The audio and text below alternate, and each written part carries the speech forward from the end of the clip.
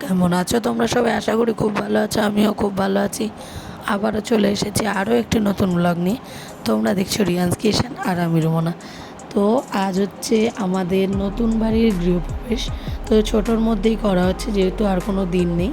তো এখানে দেখতে পাচ্ছ সবাই মিলে বসে পড়েছে পুজোর গোছগাছ করতে। আর আমার শাশুড়ি মাকেও নিয়ে চলে এসেছি।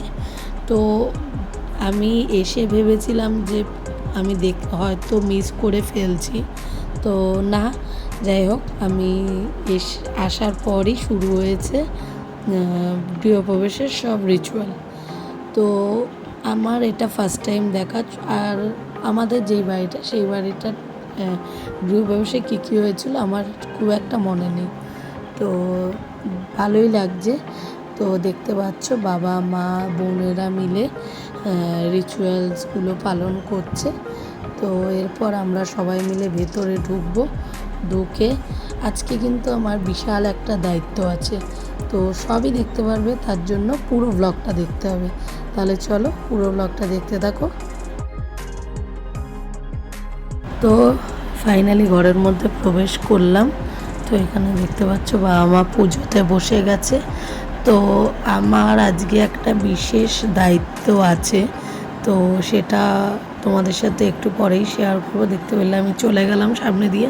তো এখানে ঠাম্মা দিদা সব ঘরের কয়েকজন মিলেই আজকের পুজোটা হচ্ছে। আর এখানে দেখতে পাচ্ছ আমি রান্না চাপিয়েছি। তো আজকে আমার বিশেষ দায়িত্ব এটাই যে আজকে সবার জন্য রান্না বান্না আমিই করছি। আর আমার বোন, তারপরে পিসিটা সবাই আমায় টুকটাক সাহায্য করে দিয়েছে। তো রান্নার ফাঁকে ফাঁকে মাঝে মধ্যে এসে তোমাদের জন্য একটু একটু করে ভিডিও করছি। তো কেমন লাগছে অবশ্যই কিন্তু জানাবে। আর এখানে দেখো কই মাছ ঢালা আর তোলার একটা ব্যাপার হচ্ছিল, ভীষণ হাসিও হচ্ছিল। একটা মানে নতুন নিয়ম দেখলাম, কই মাছটাকে ফার্স্টে কলা পাতার উপর উল্টে এরপর আবার আস্তে আস্তে এগুলোকে ওই ঝুড়িটার মধ্যে তুলতে হবে। তো আমার বাবা একদমই কই মাছ কেন, জ্যান্ত মাছ কোনো মাছই ধরতে পারে না। যা যেটুকুনি করার আমার মাই পারে, মানে জ্যান্ত মাছ ধরার বিষয়। তো আমার বাবা খুবই ভয় পাচ্ছিল। তারপর তো ঠাকুরমশাই দেখলেই সব ঢুকিয়ে দিল।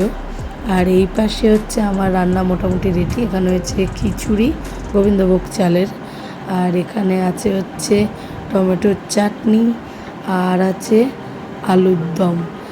যেহেতু আজকে নিরামিষ, তো এটাই হয়েছে আজকের মেনু। তো এখানে আবার পুজোর এখানে চলে এলাম।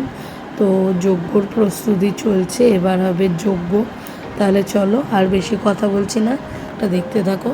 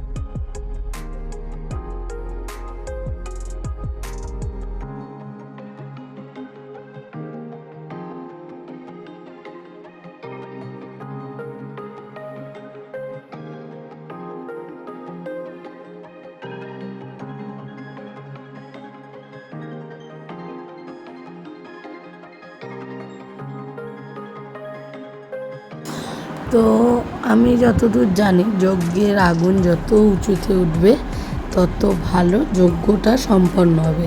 তো তোমরা কে কে কী জানো অবশ্যই আমায় কমেন্ট করো। আর আজকের ব্লগটা আর বেশি বড় করছি না, এখানেই শেষ করছি। আবার দেখা হবে আরও একটি নতুন ব্লগে, ততক্ষণের জন্য টাটা।